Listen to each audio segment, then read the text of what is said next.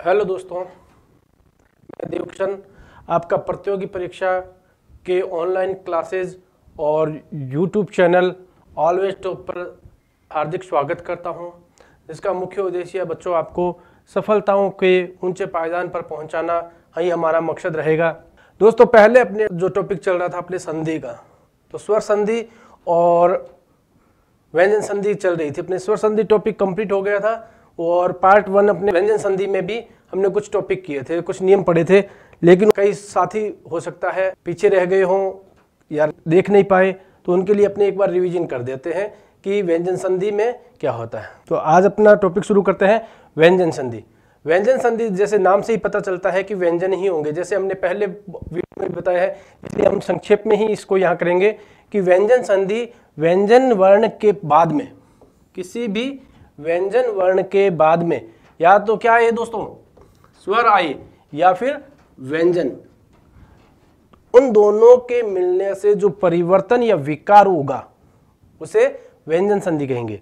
कैसे कहेंगे दोस्तों कि व्यंजन वर्ण के बाद में, किसी भी व्यंजन वर्ण के बाद में स्वर या व्यंजन आए और उनसे जो विकार उत्पन्न या परिवर्तन होगा उसे व्यंजन संधि कहेंगे। जैसे अपने पहले भी पढ़ा था कि पूर्व पद और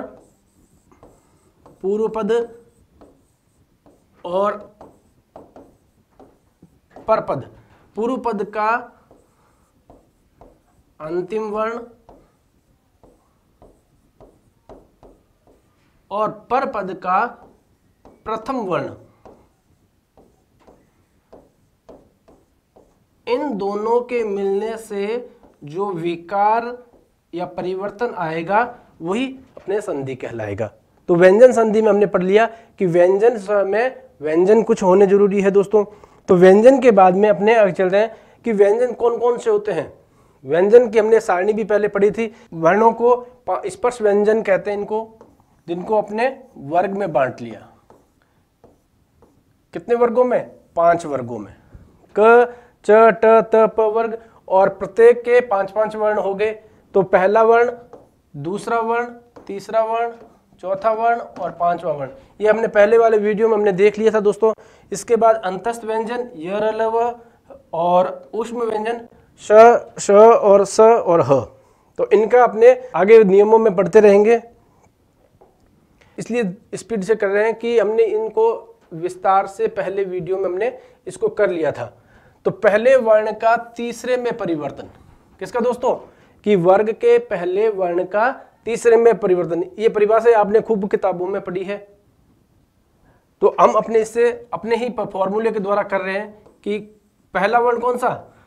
क, च, ट, त और प वर्ग। क, च, ट, त और प वर्ग। इसके बाद में यदि किसी वर्ण का तीसरा, चौथा और 5वां वर्ण आए, किसी भी वर्ग का तीसरा, चौथा या 5वां वर्ण, कौन कौन से वर्ण?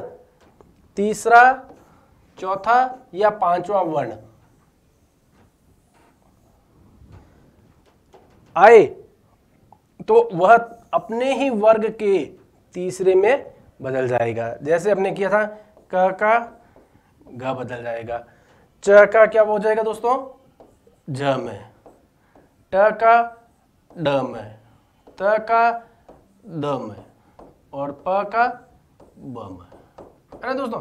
तो ये हमने पहले वाले वीडियो में कर चुके हैं। इनके कुछ उदाहरण भी आपने किए होंगे। जैसे सट धन आनन, क्या बन गया?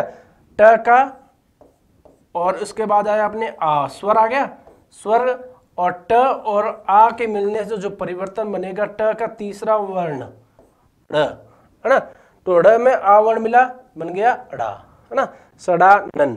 तो इसी तरह सट धन यंत्र, षड्यंत्र। इसी तरह से दोस्तों सत धन आशय, क्या बन जाएगा? सदाशय। तत् धन अनंतर, तदंतर। ये हमने पूर्व वीडियो में कर रखे हैं। पहले वर्ण का 5वें वर्ण में परिवर्तन, किसमें दोस्तों? पहले वर्ण का 5वें में। पहले आया था पहले का तीसरे में, अब आ रहा है पहले वर्ण का अपने ही 5वें वर्ण में परिवर्तन हो जाना। परिभाषा दे रखी है आपको कि पहले वर्ण आपने देखा था, पहला वर्ग कौन सा है? क, फिर च, ट, त और प। इसके बाद में है ना क्या आना चाहिए? न या म वर्ण हो। कौन कौन से वर्ण? न या म वर्ण हो तो वह अपने ही पांचवें वर्ण में बदल जाएगा। कैसे? क का क्या बदल जाएगा? पांचवा वर्ण अंग, है ना। च का पांचवा वर्ण य, ट का पांचवा वर्ण ण, त का पांचवा वर्ण न और प का पांचवा वर्ण म, है ना। तो इसी तरह से उत धन मूलन, त के बाद में क्या आना चाहिए? न या म। तो अपने ही त किस में बदल जाएगा? अपने ही पांचवें वर्ण में। तो त और म मिलने से जो परिवर्तन होगा तो त किस में बदल जाएगा दोस्तों? अपने ही पांचवें वर्ण में बदल जाएगा। तो बन जाएगा अपना उन्मूलन। सट धन मास तो बन जाएगा अपना षणमास। उत धन नयन बन जाएगा उन्नयन। अप धन मय बन जाएगा अमय। फिर तीसरा नियम आपने देखा था कि म के साथ में, किसके साथ में दोस्तों? म के साथ में क से लेकर म तक के किसी भी वर्ण के मिलने पर म की जगह मिलने वाले वर्ण का अंतिम नासिक वर्ण बन जाएगा, है ना। समझ में नहीं है? देखें कि क्या कह रहा है अपने फॉर्मूले में। देखें कि म के बाद में, किसके बाद में? म के बाद में क से लेकर म तक कोई भी वर्ग हो तो वह अपने ही पांचवें वर्ण में बदल जाएगा, या उसका क्या बन जाएगा दोस्तों?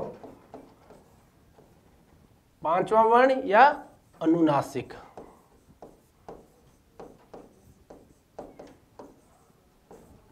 है ना। जैसे सम धन कल्प, है ना। क्या है? सम धन कल्प। तो क्या दोस्तों बन गया? म और क में संधि होगी, जो परिवर्तन होगा तो या तो यह अपने पांचवें वर्ण में इसमें बदल जाएगा, या इसको हम अनुस्वार के रूप में भी लिख सकते हैं। तो संकल्प क्या बन जाएगा शब्द? संकल्प। हम इसको इस तरह से भी लिख सकते हैं और इस तरह से भी लिख सकते हैं दोस्तों। तो ये अपना तीसरा नियम था। फिर चौथा नियम है कि म के बाद वापस वही बात, क से म तक से म के बाद में क्या होना चाहिए? य, र, ल, व, श और ह। अब इनका कोई पांचवा वर्ण तो होता नहीं है, इसलिए म के बाद में यदि इनमें से अंतस्थ व्यंजन या ऊष्म व्यंजन वर्णों में से कोई सा भी आ जाए तो उसका क्या बन जाएगा दोस्तों? म का अनुस्वार में बदल जाएगा। जैसे सम धन योग क्या बन जाएगा? म और ये आ गया तो अनुस्वार में बदल जाएगा तो बन जाएगा अपना योग। इसी तरह सम धन विधान क्या बन जाएगा दोस्तों? संविधान। सम धन रक्षण बन जाएगा संरक्षण। सम धन सय संशय। 6 संबंधी जो अपने लास्ट वीडियो में यही अंतिम जो अपना नियम था वही किया था। तो 6 संबंधी नियम में किसी भी लघु स्वर आ का मेल 6 से होने पर 6 से पहले च जोड़ दिया जाएगा। परिभाषाएं कई बार कंफ्यूज कर देती है, समझ में भी नहीं आती। अपना वही फॉर्मूला लें कि किसी भी लघु स्वर कौन कौन से हैं? अ, ई और दोस्तों उ। लघु स्वर री। इनके बाद में क्या आना चाहिए? का मेल आ, का मेल आ का मेल किससे? छ से होने पर, तो छ किससे बन जाएगा? अपने से पहले च को जोड़ दिया जाएगा, है ना दोस्तों। तो अनु धन छेद, तो अनु में छोटा ऊ, धन छेद। क्या कहा दोस्तों कि लघु स्वर होने चाहिए, तो लघु स्वर है अपना ऊ की मात्रा, और उसके बाद में क्या होना चाहिए? छ भी है। तो इन दोनों के मिलने से जो परिवर्तन या विकार आएगा उसमें च को जोड़ देंगे और शब्द बन जाएगा अपना अनुच्छेद। इसी तरह वि धन छेद, विच्छेद, स्व धन छंद, स्वच्छंद, परि धन छेद बन जाएगा अपना परिच्छेद। अब है अपने दोस्तों आज का टॉपिक जो अपने चल रहा था वो पिछले वाला रिवीजन का। सब्सक्राइब नहीं किए हैं तो सब्सक्राइब करें चैनल को। और त संबंधी नियम अपने देखते हैं दोस्तों कि त संबंधी जो नियम है ना, अब तक जो रिवीजन था वो किया था।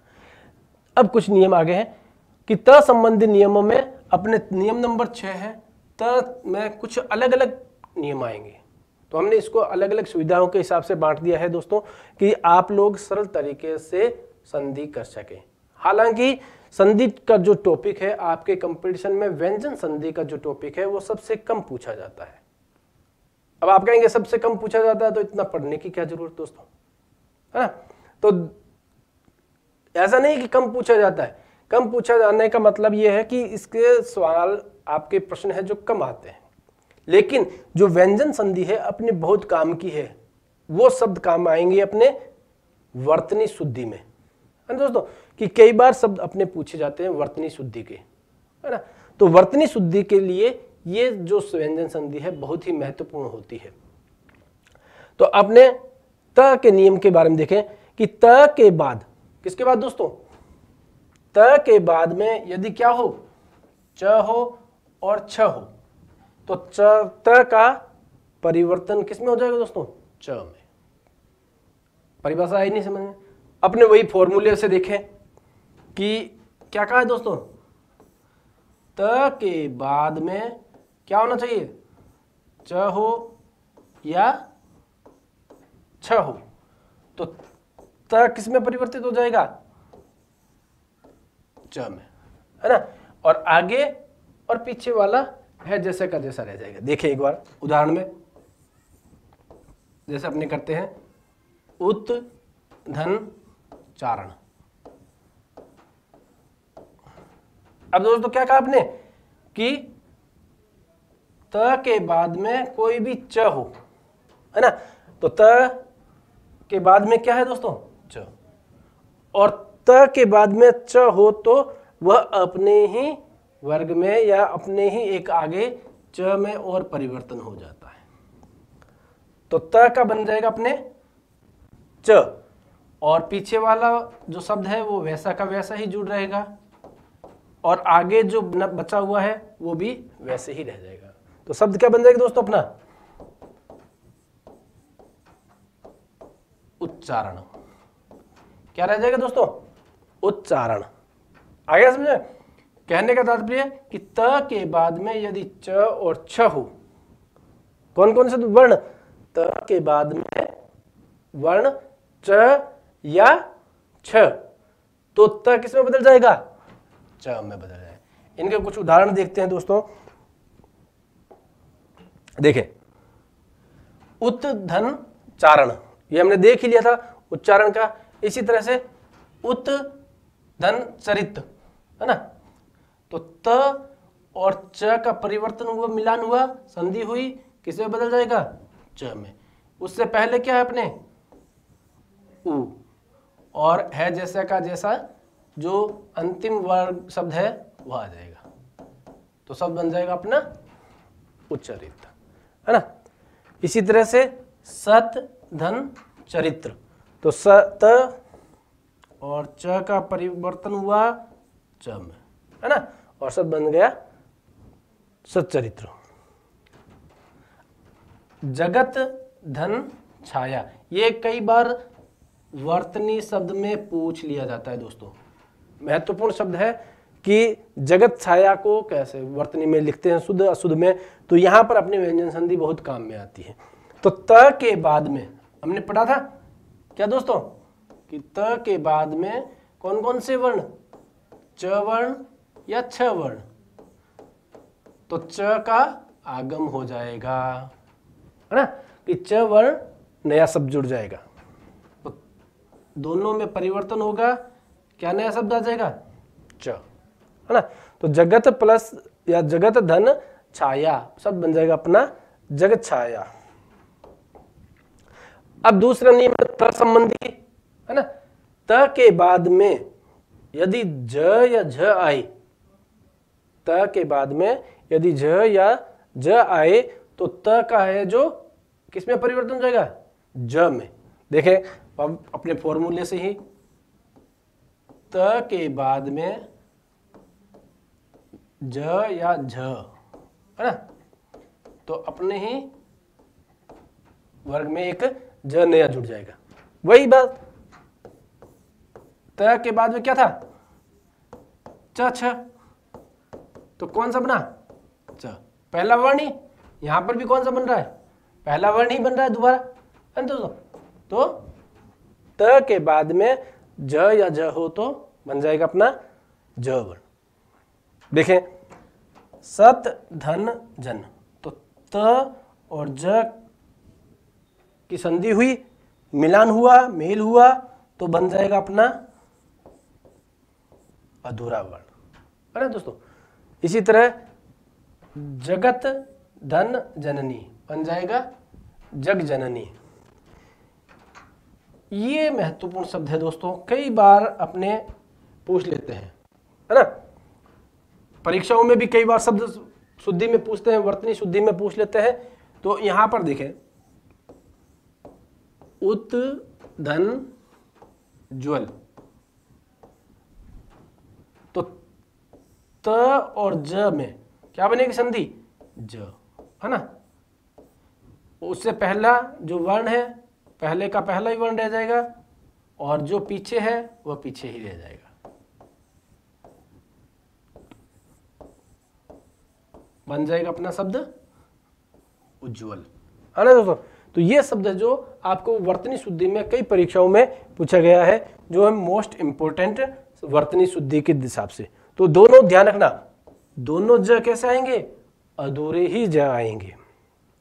इसी तरह से विपत धन जाल बन जाएगा अपना विपत जाल, ये भी कई बार पूछ लिया जाता है।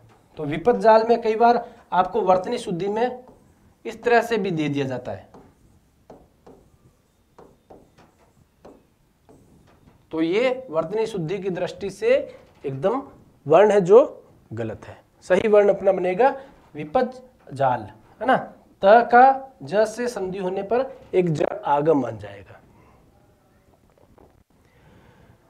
तीसरा नियम त के बाद में, पहले हमने दो पढ़ लिए, त के बाद में कौन कौन से नियम, त के बाद में क्या होना चाहिए, च या छ, तो किस में बदल जाएगा अपना, च में। हाँ दोस्तों, अपने कमेंट्स भी लिखते रहे, यदि कोई ध्यान में नहीं आए तो समझ में नहीं आए अपने कमेंट्स बॉक्स में डालते रहे। पूर्व में पढ़ा था आपने कि त के बाद में च या छ हो तो किस में बदल जाएगा दोस्तों, च में। दूसरा था आपने त के बाद में ज या ज हो तो किस में बदल जाएगा दोस्तों, ज में। अब क्या कहा है कि त के बाद में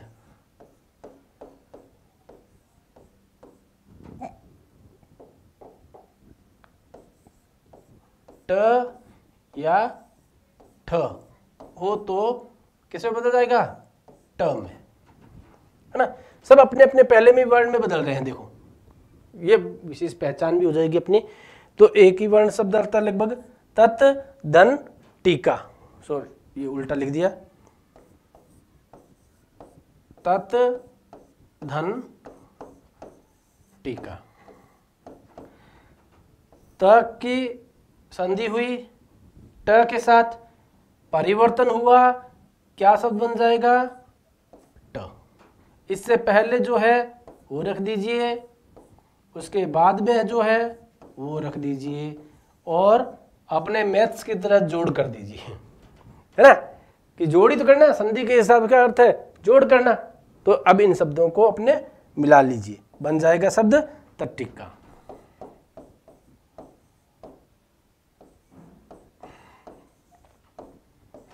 ये अपने त संबंधी नियम और भी है। तो तीसरा नियम था त संबंधी नियम में। अब है चौथा नियम, थोड़ा सा अलग है ये, है ना। इसमें दोनों वर्णों में परिवर्तन होगा। कैसे कह रहे हैं कि त के बाद में यदि श हो तो त का क्या बन जाएगा दोस्तों? च बन जाएगा और श का छ हो जाता है ना। परिभाषाएं कंफ्यूज कर देती है, किताबों में रटी रटाई बातें आती है, ध्यान में नहीं रहता, कैसे करें?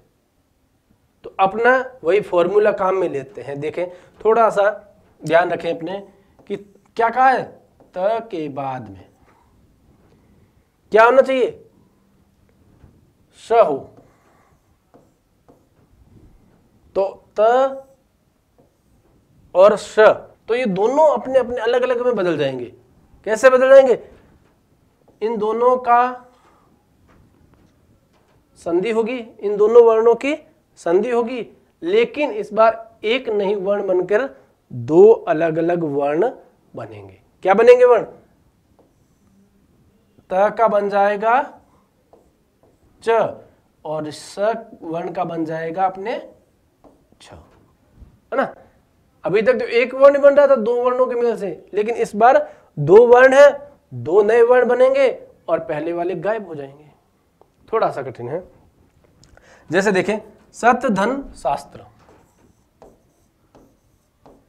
सत धन शास्त्र, त और स की संधि हुई, त किसमें बदल जाएगा अपने? च में। स किसमें बदल जाएगा? छ में। और है जैसे कि जैसे ही शब्द लिख दीजिए आगे।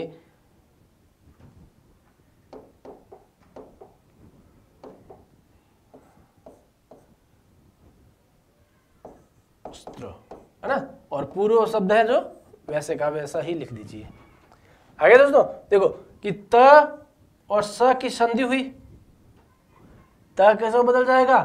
च में, और स किसमें बदल जाएगा? छ में, है ना। और आ की मात्रा है इसलिए छा बन जाएगा। तो शब्दों को जोड़ कर दीजिए, स शास्त्र। ये शब्द वर्तनी की शब्द से कई बार पूछा जाता है कंपटीशन में, अपने प्रतियोगी परीक्षाओं में वर्तनी शुद्धि के हिसाब से कई बार लगता है अजीब शब्द है, ऐसा कोई शब्द नहीं होता, है ना। लेकिन संधि के हिसाब से देखें तो यह शब्द शुद्ध है और वर्तनी शुद्धि में कई बार पूछा जाता है। दूसरा है उत्धन श्वास, है ना। कौन सा है? उत्धन श्वास। त और स दोनों का मेल होगा, त किसमें बदल जाएगा? च में, और छ किसमें बदल जाएगा? छ में, है ना। है जैसे कि जैसे ही रख दो।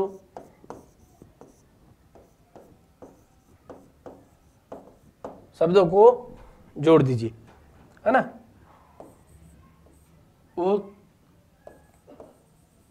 श्वास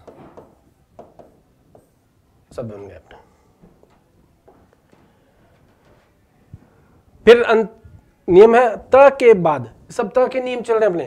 त के बाद यदि ह हो तो त के स्थान पर द और ह के स्थान पर ध हो जाए। जो अभी अपने किया था वैसा ही है, दो वर्ण दोनों का अलग अलग। त के साथ में त के बाद क्या हो? ह हो। इससे पहले हमने क्या देखा था? त के बाद में क्या देखा था? श, है ना। तो इनमें परिवर्तन होता, ये बन जाता अपने च में और ये बन जाता अपने छ में। इसी तरह से त के बाद में यदि ह हो, दोनों की संधि होगी और त है जो किस में बदल जाएगा, द में, और ह बदल जाएगा ध में, है ना। ऐसे ही तत् धन हित, तत् धन हित क्या बन जाएगा दोस्तों, त और ह में संधि हुई, त का बन जाएगा अपने ध और ह का बन जाएगा ध, है ना।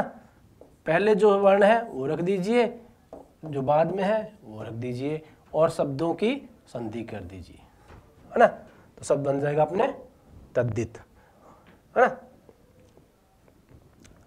इसी तरह से उत धन हार, सब बन जाएगा अपना उद्धार, है ना। तो हमने अभी त संबंधी 5 नियम पढ़े, तो उन सब को अपने देखेंगे एक बार और। अब आया है यदि अ या आ के अलावा, किसके अलावा, अ या आ के अलावा किसी भी स्वर के बाद स आए तो स किसमें परिवर्तन हो जाएगा, श, मूर्धन्य स में। किसमें, मूर्धन्य में, स में जो दंत के स है वह मूर्धन्य स में परिवर्तित हो जाए। कहने का क्या दोस्तों, अपने फॉर्मूले से ही देखें सही रहेगा कि क्या कहा है अपने, अ या आ के अलावा, है ना, या इनको छोड़कर बाकी जो स्वर बच गए, कितने स्वर, 9 स्वर।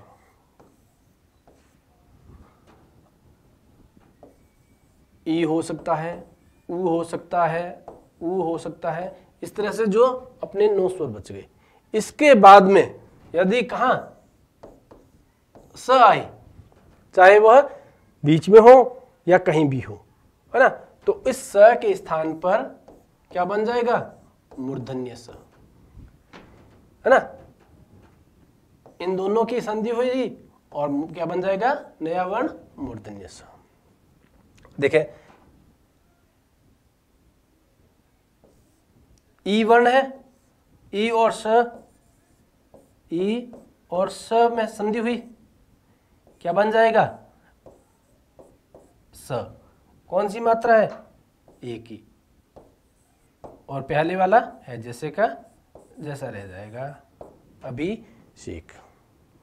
इसी तरह निषिद्ध, नी धन सिद्ध, नी में ई की मात्रा, क्या बच गया अपने, न, ई और स, इन दोनों की संधि हुई, क्या शब्द बन जाएगा अपना, वर्ण स, है ना। तो जो पहले है वो पहले रख दीजिए, जो बाद में है वो बाद में रख दीजिए, सब बन जाएगा अपना निषिद्ध। अंतिम नियम, यदि री के बाद, र के बाद और स के बाद क्या आए, न आए, तो न का किसमें परिवर्तन हो जाएगा, ण में परिवर्तन हो जाएगा। दोस्तों जैसे अभी अपने किया था, अ या आ के अलावा कोई भी स्वर आए और उसके बाद में कौन सा स, दंत्य स हो, तो वह अपने मूर्धन्य स में परिवर्तित हो जाता है। तो यहां पर भी यही कहा है कि री, र और स के बाद में यदि कहीं भी शब्द में न हो तो वह अपने में ही परिवर्तन होकर ण में बदल जाएगा। परि, र के बाद में क्या आया है, न, है ना। इन दोनों में परिवर्तन करेंगे तो शब्द बन जाएगा अपने ण। न के स्थान पर न हट जाएगा और उस स्थान पर न बन जाएगा। तो परि धन नाम, क्या शब्द बन जाएगा अपने, परिणाम। इसी तरह से प्र, प्र में क्या है, र, है ना। फिर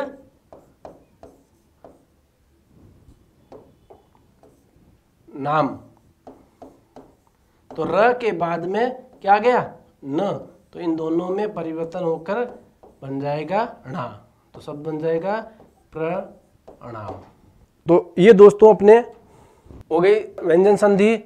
उम्मीद करता हूं काफ़ी ट्रिक्स काम में आएगी आपके। त संबंधी नियम में हमने क्या क्या पढ़े? पहला नियम था त के बाद में च या छ हो तो क्या बन जाएगा दोस्तों? च। दूसरा था त के बाद में ज या ज हो तो क्या बन जाएगा दोस्तों? झ। तीसरा पढ़ा था आपने कि त के बाद में ट या ठ हो तो क्या बन जाएगा दोस्तों? ट। चौथा नियम पढ़ा था कि त के बाद में यदि श हो तो इन दोनों में परिवर्तन होकर क्या बन जाएगा? त का च बन जाएगा और स का छ बन जाएगा। पांचवा नियम आपने पढ़ा था त के बाद में ह हो तो त का द में और ह का ध में बदल जाए। अब देखें, ज़्यादा नहीं है, यदि व्यंजन संधि में अपने इनके शब्द के बीच में आए तो आप कर सकते हैं कि व्यंजन संधि ही होगी। धन्यवाद दोस्तों, और ज़्यादा से ज़्यादा YouTube चैनल को लाइक करें, शेयर करें। धन्यवाद।